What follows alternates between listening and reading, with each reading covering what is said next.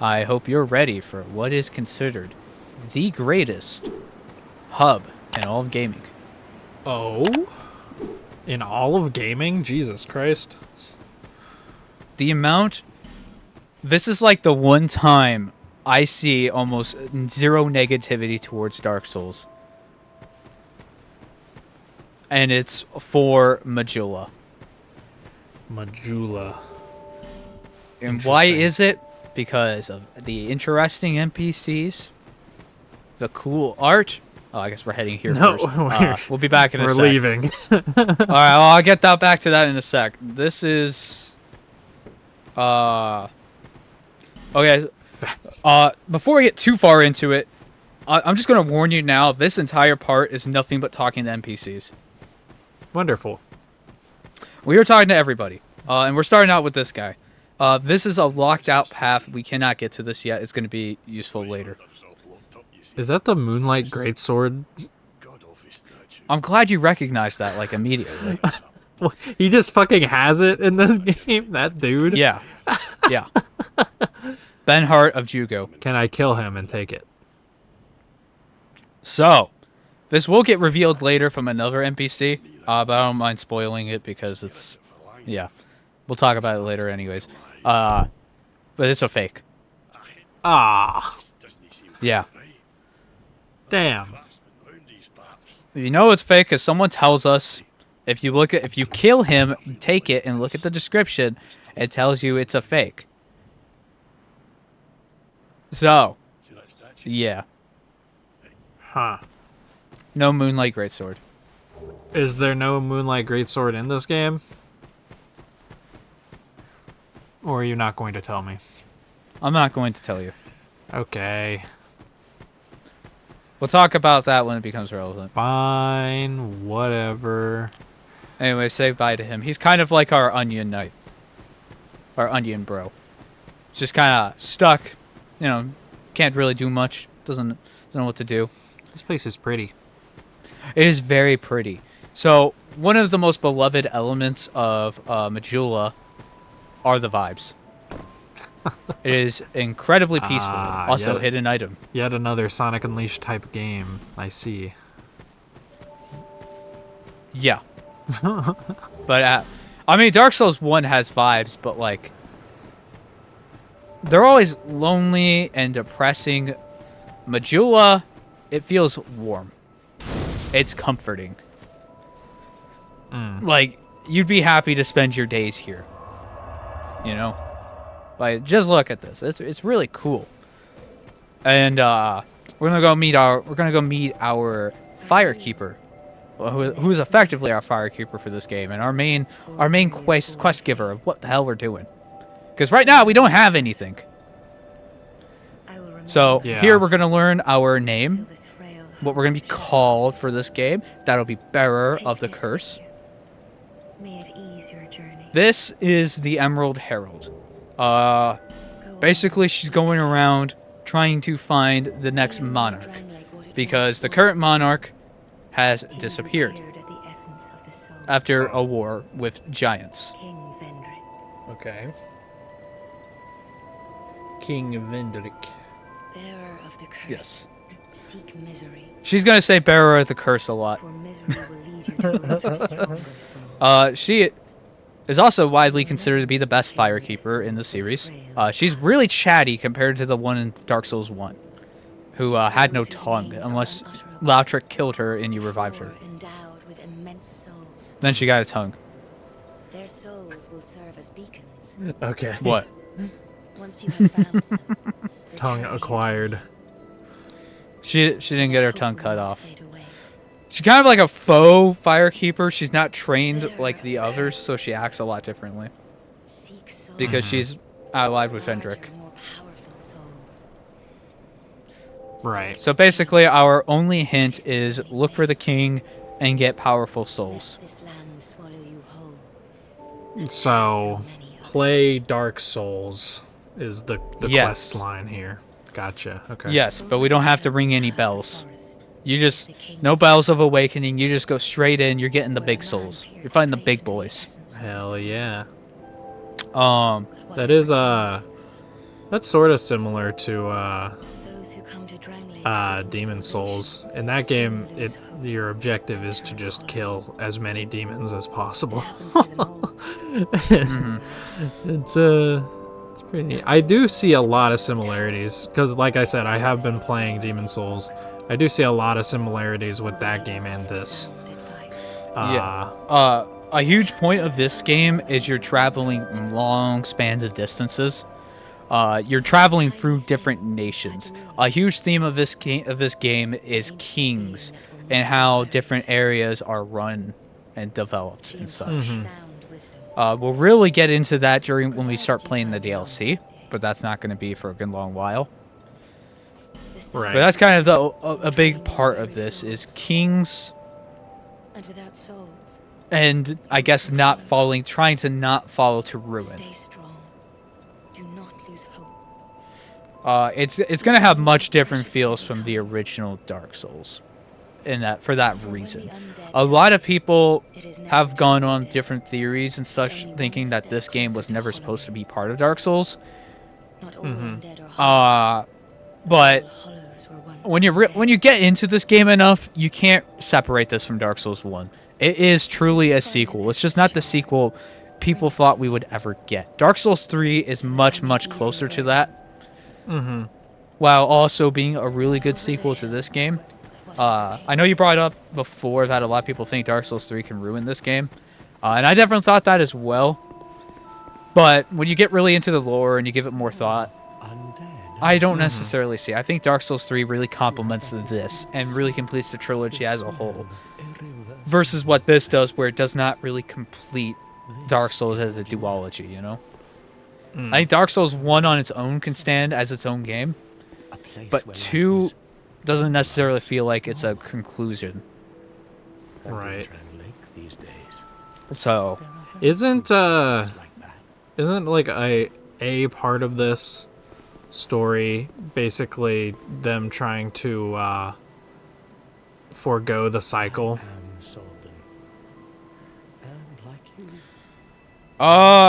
Yeah.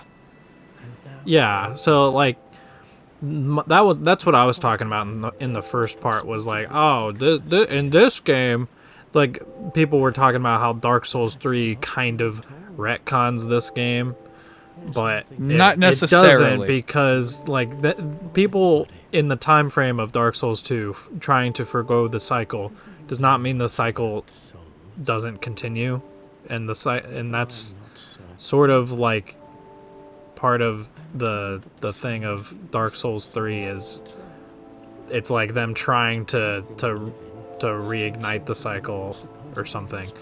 I don't remember exactly everything, but I was like, I think it fits in the trilogy. If I think maybe if we never got Dark Souls 3 and it ended here, then there might have been a problem, but I don't think there's really an issue with the storyline of Dark Souls 2 in the correlation with it to the rest of the Dark Souls games. But I also don't know a ton about it, so... Think about it like this. The way I see it and what put into perspective for me, Dark Souls 1 introduces the cycle. Either options to just blindly follow and continue the cycle, or you can attempt to break it. However, Gwyn is one of the biggest dicks in all of gaming and has so just corrupted the world with the dark sign he placed on humanity and trying to extend the Age of Fire that no matter how much you try to snuff out the flame, embers will exist. Even in an Age of Dark ruled by a King of Hollows, someone out there will still continue on the quest to reignite the flames, and you'll just get another Age of Fire. Maybe after that you'll get another Age of Dark, or you'll just keep continuing the Age of Fire. And that's where we're currently at in this game. No matter what ending you choose, everything's just going to keep on cycling through. And we're at a point where the land is almost unrecognizable. Like, you can look around here, and some of the sites in the backgrounds, you will not see any traces of Londor. in any part of the land you go to. You've had multiple countries set up their territory. You've had stuff develop newly underground, replacing Izalith and the Catacombs of the Dead, Nito's domain. Right. So is like this is you've gotten to a point in this game where everybody's forgotten about what we're gonna start calling the first sin, which will become relevant with a later character. The first sin is Gwyn placing the Dark Sun on humanity. Mm-hmm. You may just find something there that will be of use. Right. on your Okay. journey. So I kind of But don't you can go ahead. sorry, go ahead. No, you can go ahead. No, you go. The kind of the big thing about this game is reconnecting with history and learning from the past to try and fix things. Why are you killing him? And okay, so this guy's part of the Blue Sentinels.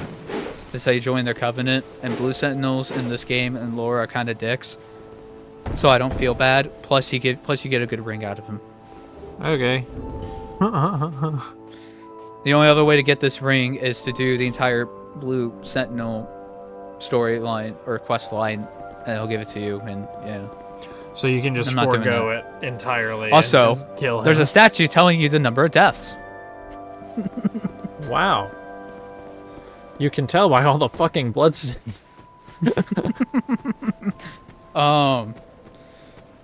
To kind of go over the overall theme of this game, like, it is a game about hope. Not to get too spoilerly, but to kind of give you an answer on what people think of this game in relation to Dark Souls 3 is, this game ends with hope. Hope that you might be able to break the curse. Once and for all. No Age of Fire, no Age of Dark. You don't try to kindle the flame, you don't try to snuff it out, leaving behind embers. But you try to do something new. Dark Souls 3 is the logical continuation of that. Okay, well, that works all in well for one person. How do you get the rest of the world? How are you going to fix that? How are you going to take the problems of this world and just wipe them clean? And that's what Dark Souls 3 is going to explore. Right. And in that sense, I think they pair really well together. Mm-hmm. Sorry, I'm just Aw. like not a big fan of people dismissing this game just because Miyazaki didn't work on it. You know, it might not be as tightly designed or whatever, and have you been there? you know, but It's a lively place. it is still one of the 3 games in the Dark Souls trilogy, you know. You have to grease the So And it's still a damn good game. funding for that. yeah, that's the thing. I with, really like, don't people- understand how people can just dismiss this and say it's bad. And I'm like, what is objectively bad about this game? It is really darn good. It's literally it's people who picked a frickin' brand and a franchise to back that doesn't have bad games, but they gotta find the black sheeps anyways. So we're comparing like the 9s out of 10s to like an 8 or a 7.5 or whatever. This would be like Metal Gear Solid fans scoffing at the mention of Rising Revengeance because Hideo Kojima was not involved, yeah. Why the hell am I? which is insane. It's like, it's still, and that's the thing too, at least with this, it's still at its core, like the Dark Souls, Soulsborne experience, you know, in terms of gameplay and like storytelling and everything like that. So you're still getting a Souls game through and through with this entry, and just because it's not quite as good, you're gonna call it horrible. I just don't think people have a lot of people who are fans of franchises like this, that only have like good games, I don't think they've played many bad games, and they didn't like Dark Souls 2 as much as Dark Souls 1, so they have to call it the worst thing ever made. and It can't be the worst thing ever made. It has Majula. The greatest Yeah. thing ever made. It's got the vibes, man. The vibes. vibes. And that's why this is Sonic Unleashed 2. Yes. Yes. 100% I agree with you. No complaints. Man, they really focused on the werehog in this one. By the way, I forgot to mention this with the Emerald Herald, but she has some of the greatest Dark Souls memes associated with her. I will show it off specifically when we find her sitting down and there's a ton of messages around her. But man, the Dark Souls community gets really, really horny when it comes to her. And you get messages like "amazing chest ahead" or the famous "horse butthole." One without much time remaining. I know you haven't played too much of Elden Ring, but that reminds me, there's like a turtle priest in that game, and everyone just leaves the little text things around him that just say "dog" or "good dog" or something like that. And then there's like one of the ruins just has a basement full of turtles, and you have like all the signs leading up to it saying "dog ahead." And stuff like that. Something funny about this cat. First of all, another talking cat in Dark Souls. We have a lot of these. Furry. Second That is off, a low as you- poly ass. So that something new may be born. still looks better than the low poly dog in Final Fantasy 13. But I believe it. she's really close to the wall here. So if you go around back against the wall, you can still talk to her, and the A button prompt will pop up. And it's just really funny. Little immersion breaking. The She acts magical like you talking can wall. She acts like she can see you, or I guess smell you, which I guess that makes sense. Going to see the old ones. Those Are you going to see the old ones? Yeah, she's gonna have our first mention of the bosses we're gonna face. Lots of old ones from past kingdoms. no one even Hell yeah. What can you? This is like a dumb topic, but can you explain to me why all these fantasy games have to sound British? yourself. Because they're based Celtic. on medieval. Because they're based on medieval Europe. Nicer with each part. And I wouldn't Well, say then they should Celtic. be There's a ton using- of. There's a variety of accents in this. Then they should be using Mostly old English. By the sea. and we shouldn't be able to understand it. He's lost everything. This should read like If a everything in Shakespearean this tale. game, if everything in this talked like Shakespeare or the King James Bible, I would shoot myself and never play it. Fuck. This How- franchise fuck would have the died. if- No. if that Fuck were the King case. James Bible. That thing reads like shit. You might say. It does. It really does. That's the way humans like it, right? Retranslate it. Update it. Just the thing you need. So since we're not getting into like any real combat this part or whatever, what if any are the like big differences in this game's like combat? They called it I feel like we could talk about that as I recall. because I don't know shit about For one this thing, game. dual wielding. Ooh, Dual wielding is added, and you can dual wield everything. You want two big ass great swords that no man should be able to physically hold? Well, you can have two of them, and you can swing both at once. You big hunk, you. just like Elden Ring. Everything will Yes, Elden Ring is Dark Souls 2 too. I know, dude. I was Obviously, playing, 80. I've obviously played a lot of Elden Ring and now Night Rain, and I was so fucking confused going to Demon Souls, being like, why isn't he swinging them both? Why doesn't he swing both weapons? Obviously, oh. Okay, so these are the only enemies you'll find that will naturally attack you in Majula. Do not mess with them.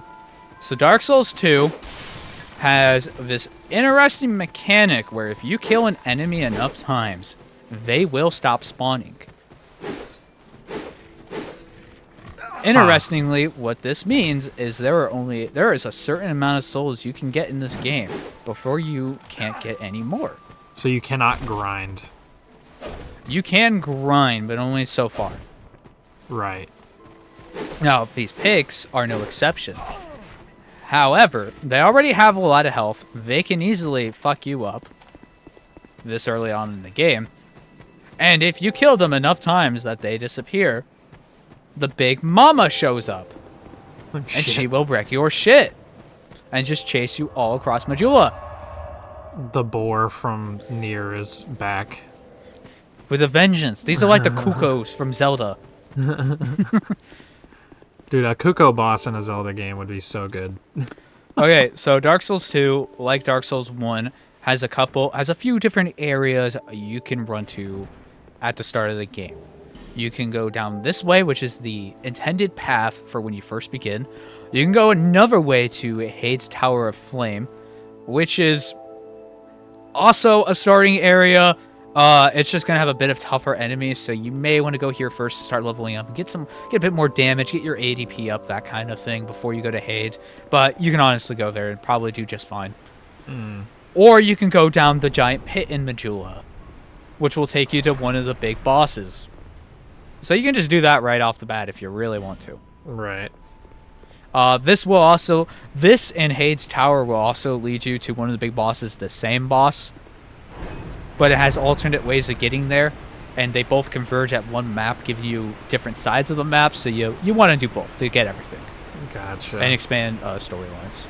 Gotcha. Okay. Don't fall into that water, it can kill you. So now, I always heard that this game, like its world, is not nearly as interconnected as Dark Souls 1.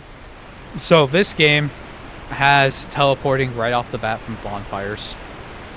Nice. And more locations you get to through loading zones. Like, you remember how you got to Anor Londo with the birds? Yeah. It's kind of like that, but a bit. They have a couple more locations like that. On top of that, like I said, in this game you're spanning countries.